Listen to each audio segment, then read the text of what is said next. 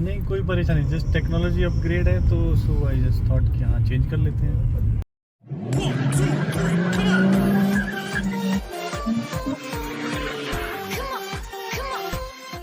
Hello and welcome to the channel friends. आज की video में जो गाड़ी है ये है मारुति सुजुकी ब्रीजा 2021 का ये मॉडल है और इसमें लगा है 1.5 लीटर्स का 4 सिलेंडर नेचुरली एस्पिरेटेड इंजन। इस गाड़ी की वीडियो मैं पहले भी एक बार डाल चुका हूँ जिस दौरान हमने इसमें सीएनजी इंस्टॉल की थी। अराउंड 1 साल पहले हमने इसमें सीएनजी इंस्टॉल की थी और अब तक ये 30,000 चल चुकी है सीएनजी पे। तो आज ये गाड़ी हमारे पास आई है नॉर्मल एडवांसर हटा के डायनामिक एडवांसर इंस्टॉल होने। तो हमने इसमें से अपना जो हमारा ट्रेडिशनल एडवांसर होता है उसे निकाला और आज हमने इसमें डायनामिक एडवांसर इंस्टॉल किया है।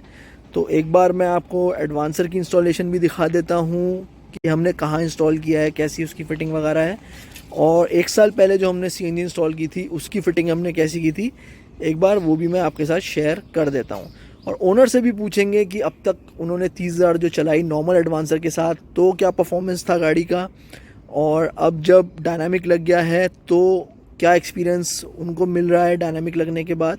तो ये हमारा ब्रेजा का इंजन बे और शुरुआत करते हैं हम फिलिंग वॉल्व से।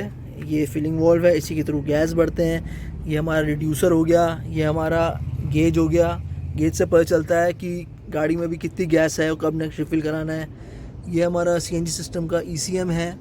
और पीछे की तरफ आ जाएं तो ये है इंजेक्टर रेल्स सीएनजी सिस्टम के।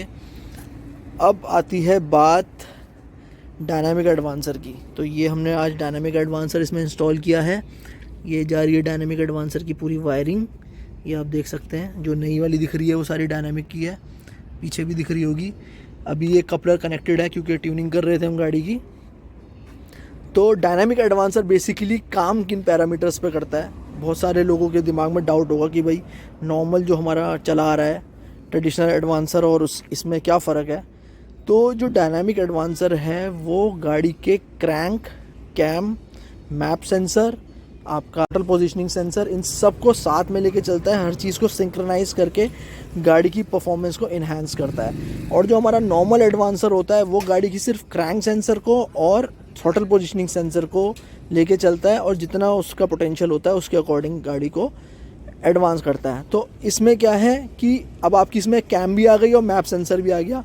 तो जो एडवांस करने की जो क्वालिटी है, मैं ये नहीं कह रहा कि बहुत ज़्यादा ओवर एडवांस कर देती है गाड़ी का पिकअप बहुत ज़्यादा बढ़ जाता है, ऐसा नहीं है। गाड़ी के अंदर जो स्मूथनेस है, जो थ्रॉटल रिस्पॉन्स है, जो सारी चीज़ों को साथ में सिंक्रोनाइज करके एडवांस करने के बाद जो एक आउटपुट की क्वालिटी आती है वो बहुत ज़्यादा स्मूथ हो जाती है। गाड़ी का जो इंजन है उसकी वाइब्रेशन कम हो जाती है क्योंकि जो नॉर्मल एडवांसर होता है वो सिर्फ क्रैंक को एडवांस कर रहा है, कैम अपने हिसाब से ही चल रही है जैसे वो कंपनी से आई है। बट अब ये लगने के बाद कैम भी क्रैंक के साथ एडवांस हो गई है, वो सिंक्रोनाइज होकर स्मूथली ऑपरेट करते हैं। इससे क्या होता है कि इंजन की स्मूथनेस बढ़ जाती है, थ्रॉटल रिस्पॉन्स बढ़ जाता है और जो आपको 19-20 भी पता चलता है कि गाड़ी हमारी सीएनजी पे चल रही है वो भी बिल्कुल पता लगना बंद हो जाता है। एकदम एज गुड एज पेट्रोल वाली परफॉर्मेंस आती है। तो अब चलते हैं एक रिव्यू ओनर से ले लेते हैं कि भाई अब तक का उनका सफ़र जो था नॉर्मल एडवांसर के साथ कैसा था और अब डायनामिक लगने के बाद उन्हें इंस्टेंटली क्या फ़र्क महसूस हो रहा है। तो ये है हमारा सॉफ्टवेयर एडवांसर का और अब आप देख सकते हो सारी चीज़ें एक्टिव हैं। देखिए ऑन है। हमारा एडवांसर का एंगल जैसे एक्सेलरेट करेंगे उसके हिसाब से एंगल देखिए अब बढ़ गया ना एंगल, तो एंगल बढ़ता रहता है, कम होता रहता है जैसे जैसे थ्रॉटल ऊपर नीचे होगा।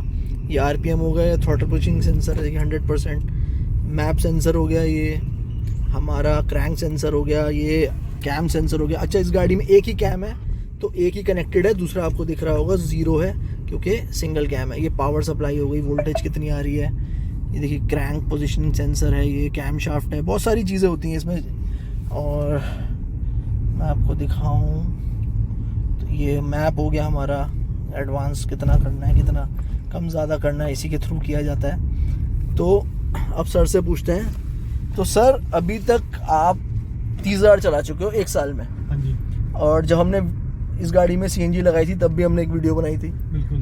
तो अब 1 साल बाद आज आप आए हो, तो आपका अब तक का क्या फीडबैक है? जो पहले वाला एडवांसर था उसके साथ आपको कोई इशू परेशानी आ रही थी क्या?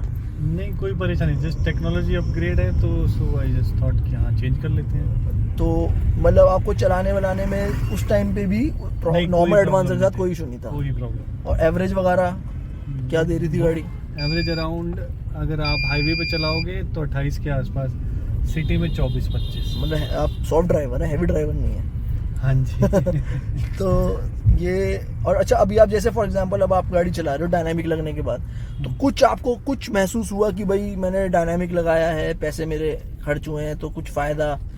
बस जो गियर शिफ्टिंग है वो स्मूथ हो गई है। मतलब गियर शिफ्ट करने के बाद जो एक थ्रॉटल, हाँ, जो एकदम से पिकअप का रिस्पांस होता था ना वो स्मूथ है।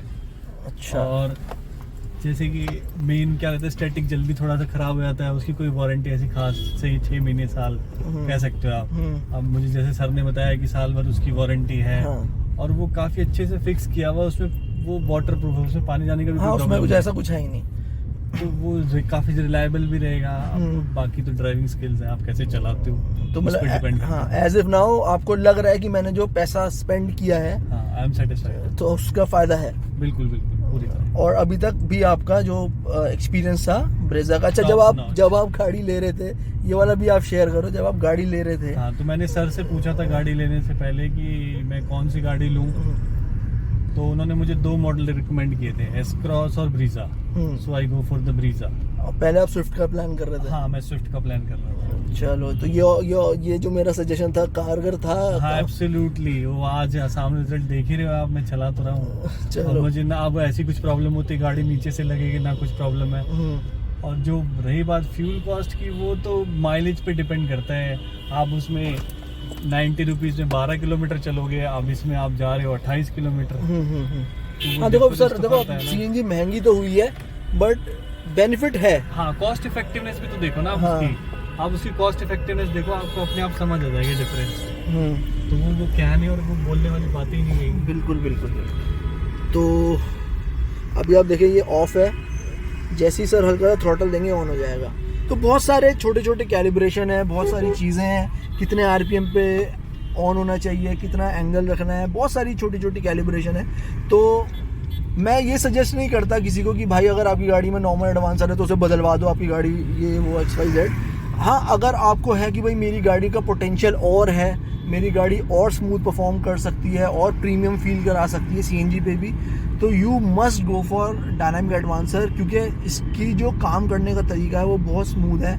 जो हमारा नॉर्मल एडवांसर होता है उसको हम स्क्रू से सेट कर देते हैं कि भाई आप इतने एंगल पे सेट हो, वो पूरे रेव बैंड में सेम रहता है। इसमें क्या है, जैसे जैसे आपका रेव बैंड चेंज होगा, डायनामिक एडवांसर जो गाड़ी का एडवांस होने का एंगल है उसको भी गाड़ी के थ्रॉटल रिस्पॉन्स के हिसाब से, लोड कंडीशन के हिसाब से चेंज करता रहता है। तो जाहिर सी बात है, अब इतनी टेक्नोलॉजी लगाई है तो कुछ ना कुछ इफ़ेक्ट तो इसका होगा ही।